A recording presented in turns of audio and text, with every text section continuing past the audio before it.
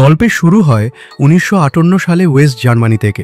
এখানে আমরা একটা ১৮ বছরের ছেলেকে দেখতে পাই, যার নাম মাইকেল। সে হাঁটতে হাঁটতে বাড়ি ফিরছিল, হঠাৎ প্রচণ্ড বৃষ্টি শুরু হয়। মাইকেলের তখন শরীর ভালো ছিল না, তাই সে একটা অ্যাপার্টমেন্টের গেটের সামনে দাঁড়িয়ে পড়ে। হঠাৎ করে তার বমি হয়। ওকে এই অবস্থায় দেখে হ্যানা নামে একটা মহিলা ওর কাছে আসে, যিনি এই অ্যাপার্টমেন্টেই থাকেন যেখানে মাইকেল দাঁড়িয়ে আছে, আর তিনি বাস কন্ডাক্টর হিসেবে কাজ করেন। হ্যানা মাইকেলের মুখ মুছে দেয়। তখন মাইকেল কাঁদতে থাকে। তাকে ভালো ফিল করানোর জন্য হ্যানা তাকে জড়িয়ে ধরে শান্ত করে। এরপর হ্যানা মাইকেলকে বাড়ি পৌঁছে দিতে সাহায্য করে। এরপর মাইকেল নিজের ফ্যামিলির সঙ্গে লাঞ্চ করছে। ওকে দেখে তার বাবা ডাক্তারকে ডাকে।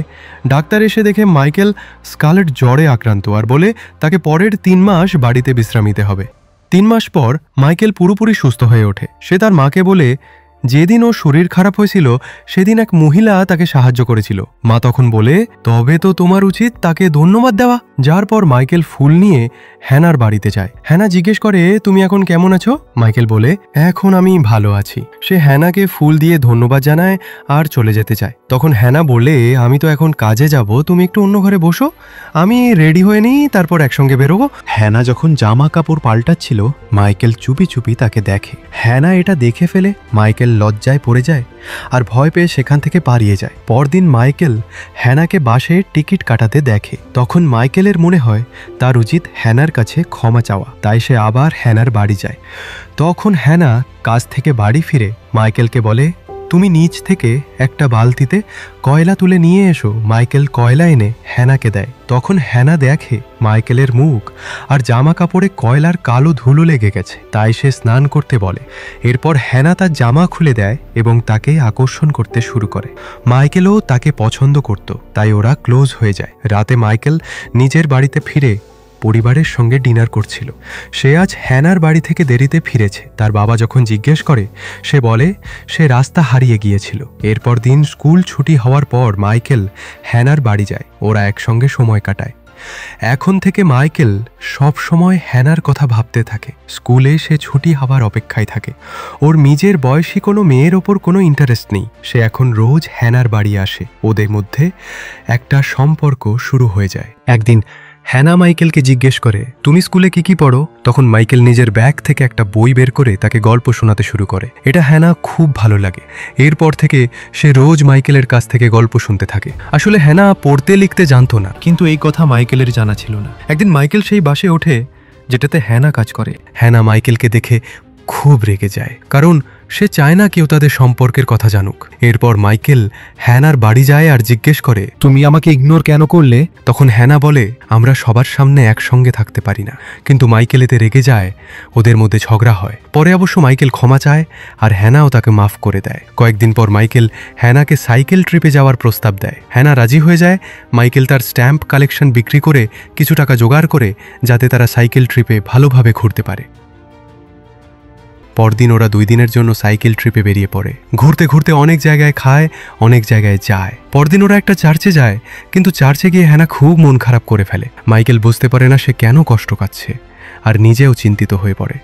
তারপর তারা 2 দিন কাটিয়ে বাড়ি ফিরে আসে। এই 2 দিন একসঙ্গে থাকার ফলে ওরা একে অপরকে আরও বেশি ভালোবাসতে শুরু করে। ওদিকে স্কুলে একটা মেয়ে মাইকেলকে পছন্দ করত, কিন্তু মাইকেলের মনে ছিল শুধু হ্যানা, তাই সে ওই মেয়েটাকে পাত্তাই দিত না। এদিকে হ্যানার কাজের প্রমোশন হয়, যার ফলে তাকে এখন অন্য একটা শহরে যেতে হবে। এটা ভেবে হ্যানা খুব কষ্ট পায়। একদিন মাইকেলের জন্মদিন উপলক্ষে তার স্কুলের বন্ধুরা পার্টির আয়োজন করে, কিন্তু মাইকেল পার্টিতে না গিয়ে হ্যানার সঙ্গে দেখা করতে যায়। তখন হ্যানা খুব মনমরা হয়েছিল, আর কোনো বিষয় নিয়ে ওদের মধ্যে ঝগড়া হয়। পরে মাইকেল ক্ষমা চায় আর দুজনে বেডে চলে যায়।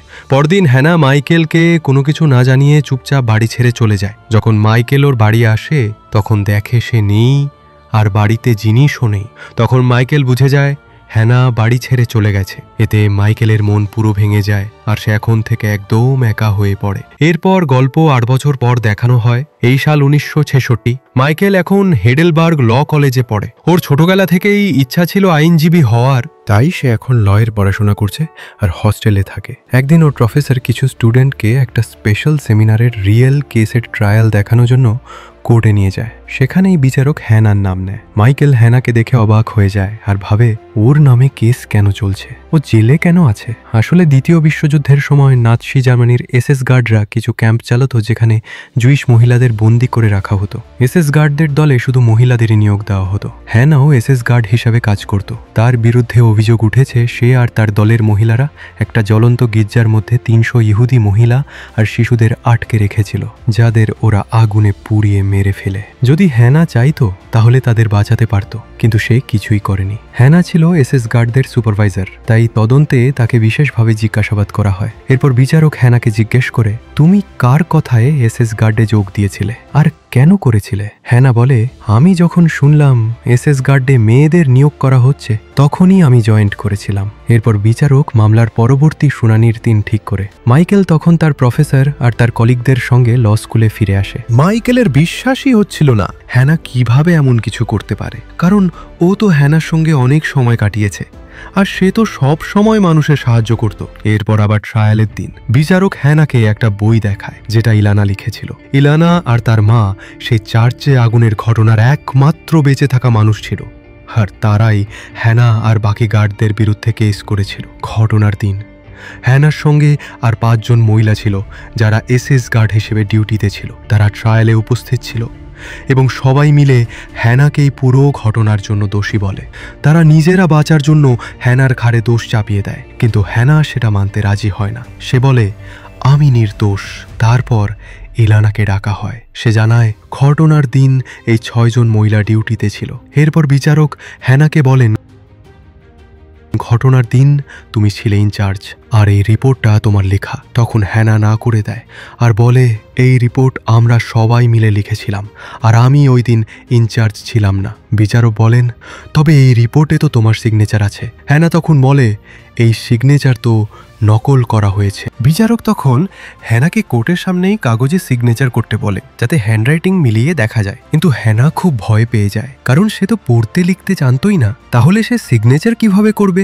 এই মুহূর্তেই মাইকেলের মনে পড়ে যায় কেন হ্যানা সবসময় তাকে বই পড়ে শোনাতে বলতো। তখন সে বুঝে যায় হ্যানা আসলে অশিক্ষিত। যখন হ্যানা বাস কন্ডাক্টর হিসেবে প্রমোশন পেয়ে অফিসের কাজ পেয়েছিল তখনও সে লজ্জায় কাজ করা ছেড়ে দিয়েছিল।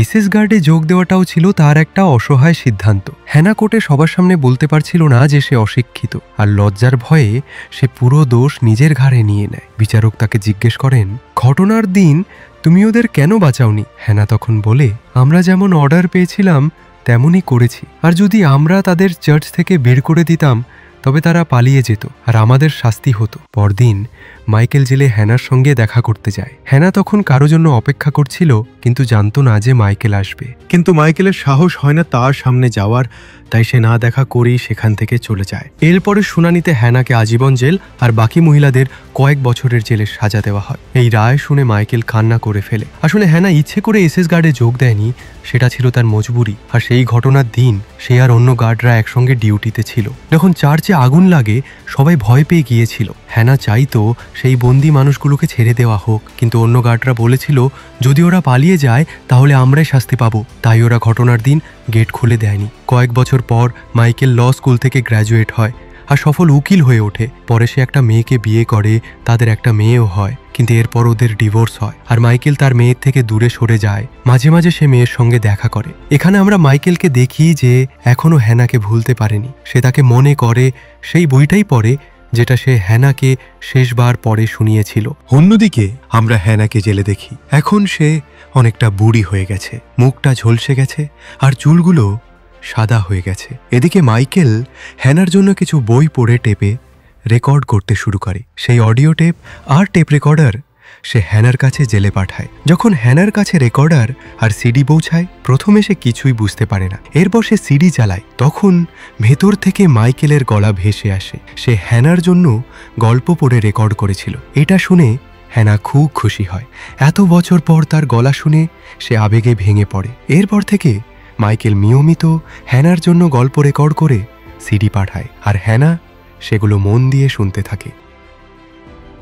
এই সিডিগুলোর প্রেরণা পেয়ে হ্যানা জেলের লাইব্রেরি থেকে বই নিয়ে আসা শুরু করে এবং আস্তে আস্তে লেখাপড়া শেখে। শেখার পর হ্যানা মাইকেলকে চিঠি লিখতে শুরু করে। সে আশা করে মাইকেল তার উত্তর দেবে, কিন্তু মাইকেল কখনো চিঠির জবাব দেয় না, আর না জেলে এসে দেখা করে। তবুও সে নিয়মিত গল্প পড়ে টেপ পাঠিয়ে যেতে থাকে। একদিন জেলের ওয়ার্ডেন মাইকেলকে ফোন করে জানায় হ্যানাকে প্যারোলে মুক্তি দেওয়া হচ্ছে। সে এখানে 20 বছরেরও বেশি সময় ধরে আছে। ওয়ার্ডেন বলে, হ্যানার এখন কোনো পরিবার বা বাড়ি নেই, তাই আমরা তোমাকেই ফোন করেছি, কারণ অসুল তোমাকেই চিঠি লিখে। ওয়ার্ডেন চায় হ্যানা মুক্তি পাওয়ার পর মাইকেল তার থাকার জায়গা আর একটা কাজের ব্যবস্থা করে দিক, কারণ এই অবস্থায় হ্যানার পক্ষে একা এসব খুঁজে বের করা খুব কঠিন হবে। মাইকেল রাজি হয়ে যায়। সে হ্যানার জন্য একটা অ্যাপার্টমেন্ট আর একটা চাকরির ব্যবস্থা করে। পরদিন অনেক বছর পর মাইকেল হ্যানার সঙ্গে দেখা করতে যায়। হ্যানা তাকে দেখে খুব খুশি হয়। মাইকেল তাকে বলে, আমি তোমার জন্য থাকার জায়গার একটা কাজ ঠিক করে ফেলেছি। তখন হ্যানা মাইকেলকে জিজ্ঞেস করে, তুমি কি বিয়ে করেছো? মাইকেল বলে, হ্যাঁ, আমার একটা মেয়েও আছে, কিন্তু দুঃখজনকভাবে আমার বিয়ে বেশি দিন টেকেনি, আমাদের ডিভোর্স হয়ে গেছে। এখানে মাইকেল হ্যানার সঙ্গে একটু দূরত্ব বজায় রাখে। এই জিনিসটা হ্যানার ভালো লাগে না। সে চায় মাইকেল যেন আগের মতো কথা বলে, কিন্তু মাইকেল বলে, আমি 1 সপ্তাহ পরে আসব, যেদিন তুমি এখান থেকে মুক্তি পাবে। মাইকেল যখন সেদিন জেল থেকে বেরিয়ে যায়, তার ঠিক পরেই হ্যানা নিজের প্রাণ দিয়ে দেয়, কারণ সে তার জীবনের করা ভুলগুলো নিয়ে গভীরভাবে অনুতপ্ত ছিল। 1 সপ্তাহ পর মাইকেল যখন হ্যানাকে জেল থেকে নিতে আসে, তখন ওয়ার্ডেন তাকে জানায় হ্যানা সেদিনই আত্মহত্যা করেছিল। যেদিন মাইকেল তার সঙ্গে দেখা করতে এসেছিল, মাইকেল তখন হ্যানার সেলে যায়। সেখানে সে একটা চিঠি আর একটা বাক্স খুঁজে পায়, যেখানে কিছু টাকা রাখা ছিল। চিঠিতে লেখা ছিল, হ্যানা চায় এই টাকাটা ইলানাকে দিয়ে দেওয়া হোক। এই টাকাগুলো ছিল তার জমানো সেভিংস। হ্যানাকে হারিয়ে মাইকেল কান্নায় ভেঙে পড়ে। এরপর মাইকেল ইলানার সঙ্গে দেখা করতে যায়, আর তাকে হ্যানার সঙ্গে তার সম্পর্কে কথা বলে। সে ইলানাকে টাকার বাক্সটা দেয়, কিন্তু ইলানা সেটা নিতে রাজি হয় না। তখন মাইকেল প্রস্তাব দেয়, এই টাকা এমন কোনো জুইশ অর্গানাইজেশনে দান করে দিক, যারা প্রাপ্তবয়স্ক অশিক্ষিত মানুষদের শিক্ষার ব্যবস্থা করে। এরপর গল্প কয়েক বছর পরের দেখানো হয়। এখন সাল 1995। মাইকেল এবার তার মেয়ের সঙ্গে দেখা করে। সে মেয়েকে নিয়ে একটা চার্চে নিয়ে যায়, যেখানে মাইকেল আর হ্যানা অনেক বছর আগে সাইকেল ট্রিপের সময় গিয়েছিল। সেখানে সে মেয়েকে হ্যানার কবর দেখায়, আর তাকে হ্যানার সঙ্গে নিজের সম্পর্কের পুরো গল্প বলে। আর এখানেই সিনেমা শেষ হয়। বন্ধুরা, যদি হ্যানা শিক্ষিত হতো, তাহলে হয়তো তার জীবনটা এতটা কঠিন হতো না। শিক্ষা আমাদের জীবনে কতটা জরুরি তা নিয়ে আপনার কি মত? নিচে কমেন্ট বক্সে লিখে জানান। যদি আপনাদের এই ভিডিও ভালো লেগে থাকে, তাহলে একটা লাইক ও শেয়ার করে দিন। আর এমন আরও সিনেমার এক্সপ্লানেশন পেতে চ্যানেলটা সাবস্ক্রাইব করে বেল আইকন প্রেস করে দিন, যাতে কোনো নতুন ভিডিও মিস না হয়। ততক্ষণ পর্যন্ত বাই বাই।